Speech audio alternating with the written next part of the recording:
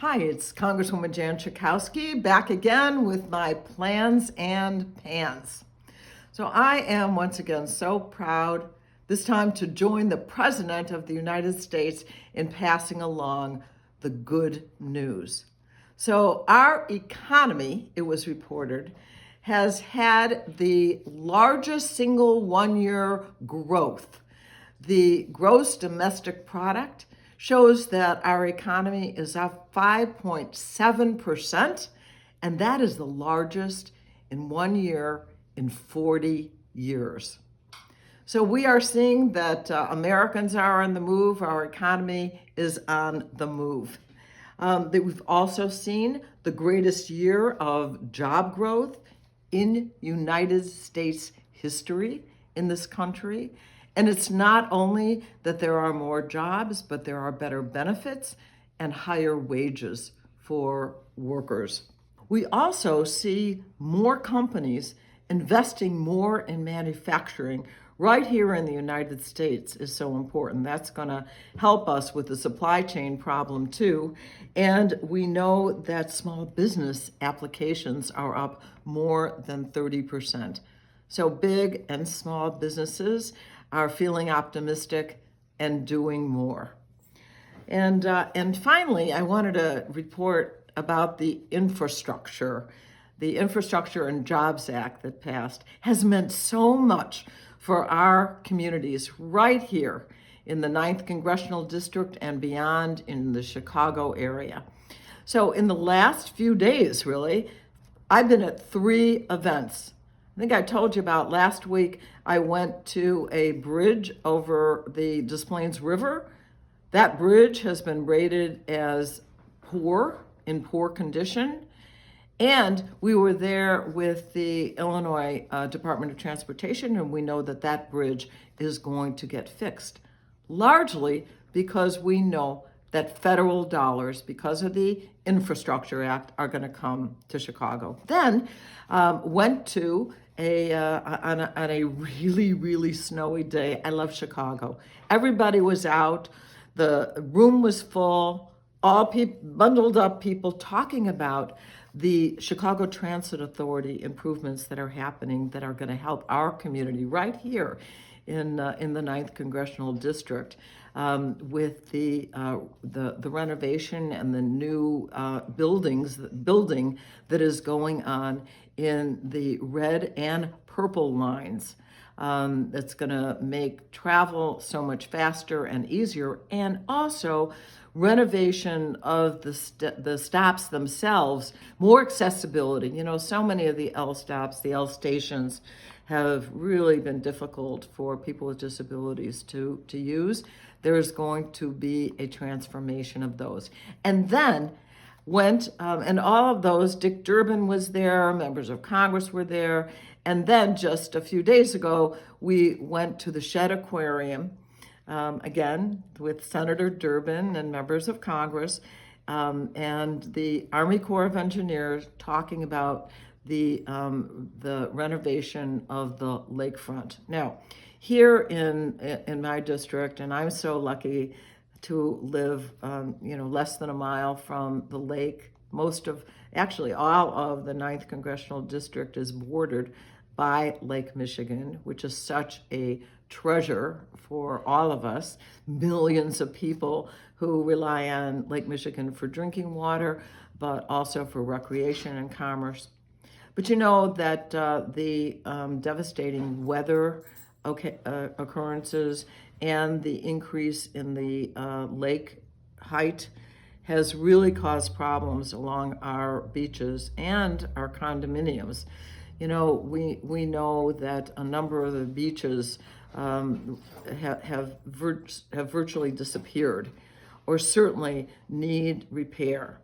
And I've heard from condo owners who are very concerned about the infrastructure of their buildings, that they may be in danger. So the Army Corps of Engineers has a big project. This is all part, again, of the Infrastructure Act, the money that's going to be provided, that is going to be able to restore our lakefront. So this is really going to make changes in our communities in very, very tangible ways that everybody is going to be able to experience. So big news this week when it comes to the Supreme Court is that Justice Stephen Breyer has said that he is going to retire at the end of the term of the Supreme Court. And President Biden has announced that he's going to appoint a super qualified person to the Supreme Court, and that person will be an African American woman.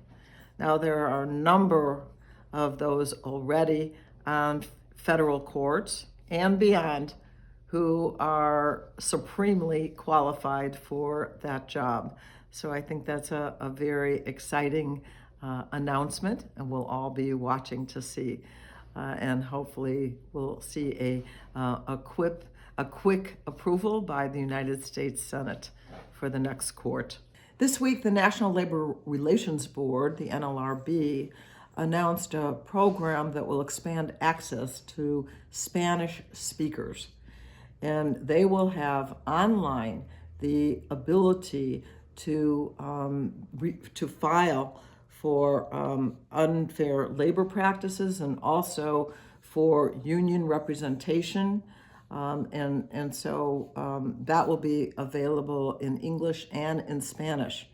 If you personally have an issue, particularly with some unfair labor practice charge that you want to make, feel free to call our office or a union organizing effort, and we will be able to help you. We would look forward to that in English or in Spanish or whatever language.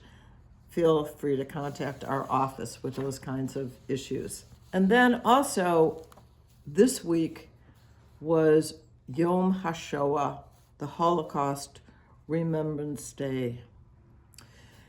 Now, of course, for the Jewish people, this was the most devastating occurrence in our history as Jews.